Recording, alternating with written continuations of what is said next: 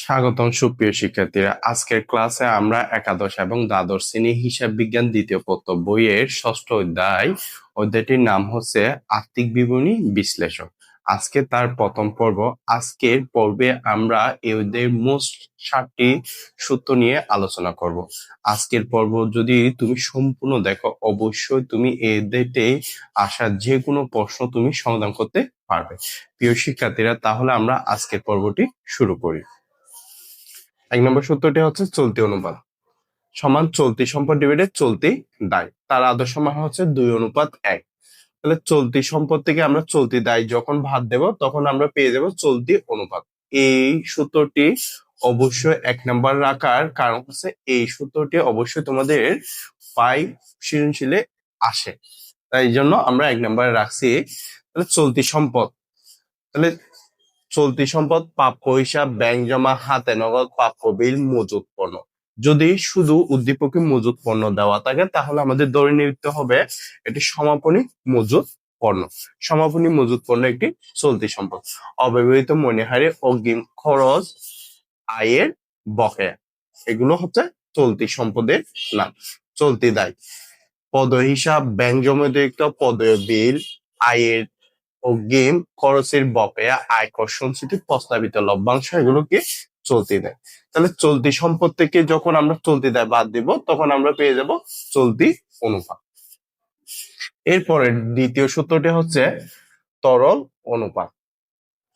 এই সূত্র হচ্ছে চলতি সম্পদ মাইনাস মজুত পণ্য যোগ অগ্রিম খরচ ডিভাইডেড চলতি দায়। তাহলে 1 টাকা তরল সম্পদের জন্য 1 টাকা দায় থাকা বাঞ্ছনীয়। তাহলে তরল অনুপাতের আরো অনেকগুলো নাম আছে: অগ্নি পরীক্ষা, অ্যাসিড টেস্ট, তরলতা ভাগ, তারল্য অনুপাত। এগুলো যদিও থাকে আমরা ধরে নেব এটি তরল অনুপাত বের করতে বলছে। তাহলে তরল সম্পদ কিভাবে বের করব? সমস্ত পৃথিবীতে সমস্ত চলতি সম্পদ থেকে আমরা 2টি চলতি সম্পদ বাদ দিয়ে দেব, মজুত পণ্য এবং অগ্রিম খরচ। 2টি বাদ দিলে আমরা তরল সম্পদটি পেয়ে যাব। প্রিয় শিক্ষার্থীরা, আশা করি 2 নম্বর সূত্রটিও তোমরা বুঝতে পারছো। 3 নম্বর সূত্রটি হচ্ছে কার্যকরী মূলধন অনুপাত বা চলতি মূলধন অনুপাত। এই সূত্রটি পাই সৃজনশীলে আসে, এই জন্য আমরা এটিও রাখছি। তাহলে কার্যকরী মূলধন অনুপাতের সূত্র হচ্ছে চলতি সম্পত্তি মাইনাস চলতি দায় ডিভাইডেড চলতি দায়।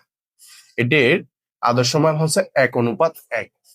তাহলে আমরা চলতি সম্পদ থেকে চলতি দায়টা বিয়োগ করে চলতি দায়টা ভাগ করলে আমরা পেয়ে যাব কার্যকরী মূলধন অথবা চলতি মূলধন অনুপাত। এরপরে সূত্রটি হচ্ছে 4 নম্বর সূত্রটি হচ্ছে মোট লাভ অনুপাত। সূত্রটি হচ্ছে মোট লাভ ডিভাইডেড নিট বিক্রয় ইন্টু 100। এটির আদর্শ মান হচ্ছে 20% থেকে 30% মধ্যে। এরপরে সূত্রটি হচ্ছে নিট লাভ অনুপাত। নিট লাভের সূত্র হচ্ছে নিট লাভ ডিভাইডেড নিট বিক্রয় ইন্টু 100।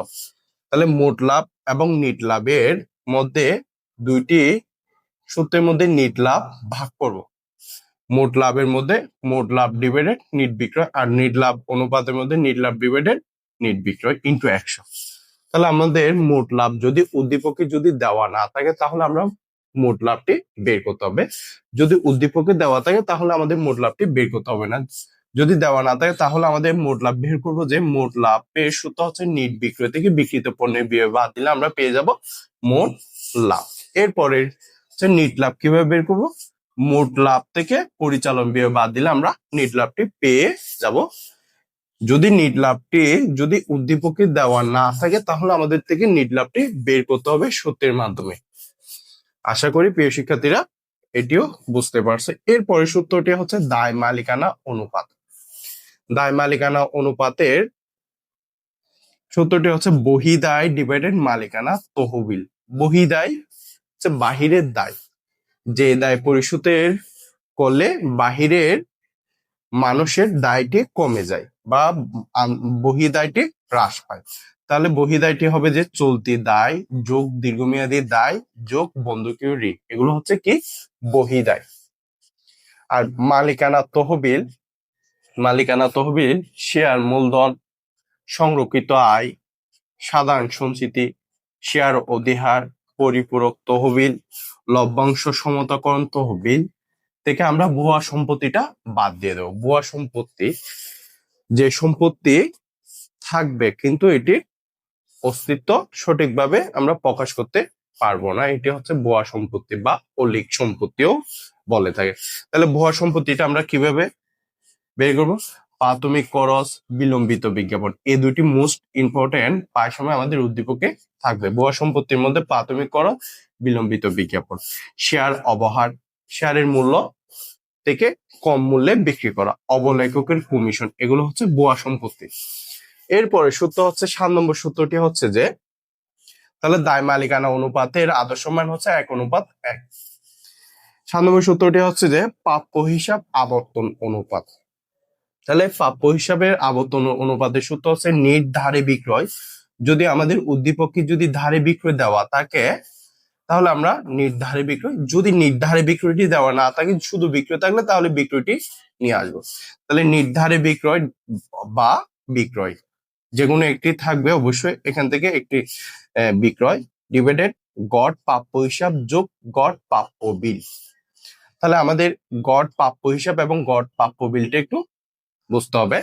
যদি আমাদের উদ্দীপকে যদি প্রাপ্য হিসাব যদি দুইটা দেওয়া থাকে, একটি প্রারম্ভিক আর একটি সমাপনী থাকলে তাহলে দুইটিকে যোগ করে 2 দিয়ে ভাগ করে যেটি প্রাপ্য বিল বা প্রাপ্য হিসাবটি পাবো সেটি হচ্ছে গড় প্রাপ্য হিসাব।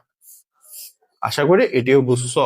এরপর হচ্ছে গড় প্রাপ্য বিল, সেটিও প্রারম্ভিক প্রাপ্য বিল যোগ সমাপনী প্রাপ্য বিল থাকলে দুইটি যোগ করে 2 দিয়ে ভাগ করে যেটি পাবো সেটি হচ্ছে গড় প্রাপ্য বিল।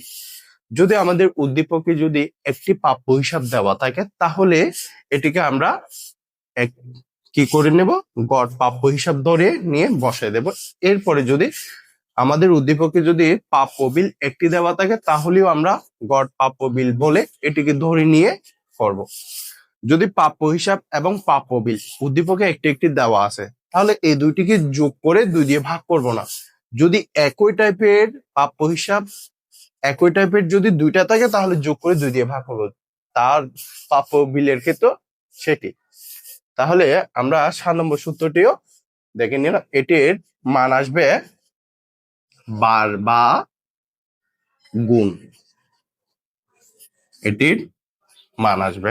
প্রিয় শিক্ষার্থীরা, আজকে যদি সম্পূর্ণ ক্লাসটি যদি মনোযোগ দিয়ে দেখো অবশ্যই এই অধ্যায়তে আসা যে কোনো প্রশ্ন তুমি সমাধান করতে পারবে। যদি কারো কোনো সত্যি যদি বুঝতে অসুবিধা হয় অবশ্যই কমেন্টে জানাও। পরবর্তী ক্লাসগুলো পাওয়ার জন্য চ্যানেলটি অবশ্যই সাবস্ক্রাইব করে রাখো। যদি ভিডিওটি ভালো লাগে তোমার বন্ধুদের মাঝে শেয়ার করে দিও। ধন্যবাদ।